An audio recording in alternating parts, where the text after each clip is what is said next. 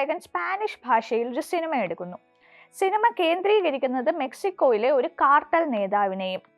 സിനിമയിൽ അണിനിരന്ന താരങ്ങളിൽ കൂടുതലും ഇംഗ്ലീഷ് ഭാഷ സംസാരിക്കുന്നവരും.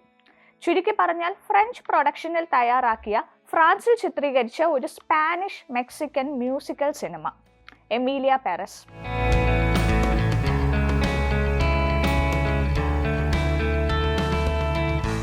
ഷാക്ക് ഓഡിയാഡാണ് സംവിധായകൻ. ടൈറ്റിൽ റോളിലെത്തിയത് ട്രാൻസ് പേഴ്സണായ കാർല സോഫിയോ ഗാസ്കോൺ ആണ്. മറ്റ് കേന്ദ്ര കഥാപാത്രങ്ങളായി എത്തിയത് Zoe Saldana, Selena Gomez, Adriana Paz എന്നിവരാണ്. ഒരുപാട് ചരിത്ര നേട്ടങ്ങൾ ഇതിനോടകം തന്നെ സിനിമയ്ക്ക് ലഭിച്ചു കഴിഞ്ഞു. സിനിമയിൽ അണിനിരന്ന 4 നടിമാർക്കും കാൻസ് ബെസ്റ്റ് ആക്ട്രസ് അവാർഡ് ലഭിച്ചു. സാധാരണ ഒരൊറ്റ നടിക്ക് കിട്ടുന്ന അംഗീകാരം ആദ്യമായിട്ടാണ് 4 പേർ പങ്കിടുന്നത്. മികച്ച സപ്പോർട്ടിംഗ് ആക്ട്രസ്, മികച്ച ഫോറിൻ ഫിലിം തുടങ്ങി 4 ഗോൾഡൻ ഗ്ലോബ് അവാർഡും സിനിമ കരസ്ഥമാക്കി. ഇതുകൂടാതെ 13 അക്കാഡമി അവാർഡ് നോമിനേഷനും സിനിമയ്ക്കുണ്ട്. ഒരു നോൺ ഇംഗ്ലീഷ് സിനിമയ്ക്ക് ഇതാദ്യമായിട്ടാണ് ഇത്രയും അധികം ഓസ്കാർ നോമിനേഷൻ ലഭിക്കുന്നത്.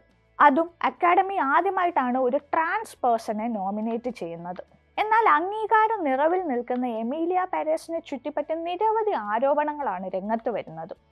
വ്യക്തിപരമായി ആദ്യ കാഴ്ചയിൽ സിനിമയ്ക്ക് ഏറെ പ്രശംസ അർഹിക്കുന്നു എന്ന് തോന്നിയെങ്കിലും കൂടുതൽ ആലോചിക്കത്തോറും പല വൈരുദ്ധ്യങ്ങളും അവ്യക്തതകളും സിനിമയിൽ കാണാൻ സാധിച്ചു. ഈ ഒരു വൈരുദ്ധ്യത കൂടുതൽ അനുഭവപ്പെട്ടത് ട്രാൻസ്ജെൻഡർ എന്ന വിഷയത്തെ സിനിമ കൈകാര്യം ചെയ്ത രീതിയിലാണ്.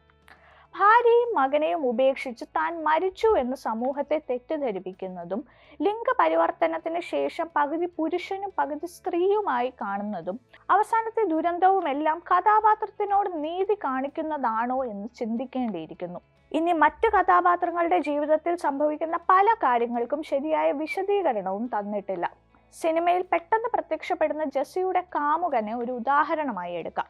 ഇത്തരം ആവിഷ്കാരത്തിന്റെ ഒരു പ്രശ്നം കഥാപാത്രങ്ങളെ അടുത്തറിയാനോ അവരുടെ പ്രവർത്തികൾ വിലയിരുത്താനോ കാണികൾക്ക് സാധിക്കില്ല എന്നതാണ്. മ്യൂസിക്കൽ ആയതുകൊണ്ട് പാട്ടുകൾക്കും സിനിമയിൽ പ്രാധാന്യമുണ്ട്. പക്ഷെ അത് എത്രത്തോളം ഫലപ്രദമായി എന്നത് സംശയാർഹമാണ്. പാട്ടുകളിൽ കൊണ്ടുവന്ന വ്യത്യസ്തത ഗുണത്തേക്കാൾ ദോഷം ചെയ്തോ എന്നത് മറ്റൊരു ചോദ്യം. സിനിമ കണ്ടു കഴിഞ്ഞ് ഒരു പാട്ട് പോലും മനസ്സിലുണ്ടായിരുന്നില്ല എന്നതായിരുന്നു കാഴ്ചക്കാരിലുണ്ടായ പൊതുവായ വികാരം. സംവിധായകൻ മെക്സിക്കൻ സംസ്കാരം ശരിയായി പഠിക്കാതെയാണ് സിനിമ എടുത്തത് എന്നൊരു ആരോപണവുമുണ്ട്. സിനിമയെക്കുറിച്ചുള്ള ആരോപണങ്ങളെ എതിർത്തുകൊണ്ട് ഗാസ്കോൺ രംഗത്തെത്തിയിരുന്നു. ട്രാൻസ് എക്സ്പീരിയൻസ് ഓരോ മനുഷ്യർക്കും ഓരോ രീതിയിലാണ്. അതുകൊണ്ട് നിങ്ങൾക്ക് പറയാനുള്ള കഥ സ്വന്തമായി ഒരു സിനിമ എടുത്ത് സമൂഹത്തെ കാണിക്കൂ എന്നവർ പറഞ്ഞു.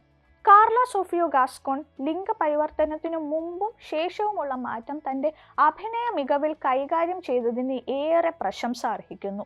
അതിൽ അവർക്ക് അക്കാഡമി അവാർഡ് ലഭിക്കുന്നതിലും തെറ്റില്ല. പക്ഷെ വംശീയവും ഇസ്ലാമോഫോബിയയും ചൂണ്ടിക്കാട്ടുന്ന ഗാസ്കോണിന്റെ പണ്ടത്തെ ചില സോഷ്യൽ മീഡിയ പോസ്റ്റുകൾ ഇപ്പോൾ ഉയർന്നു വരുന്നുണ്ട്. അത് എത്രത്തോളം ഓസ്കാർ രാത്രി സിനിമയെ പ്രതികൂലമായി ബാധിക്കും എന്ന് കണ്ടു തന്നെ അറിയാം.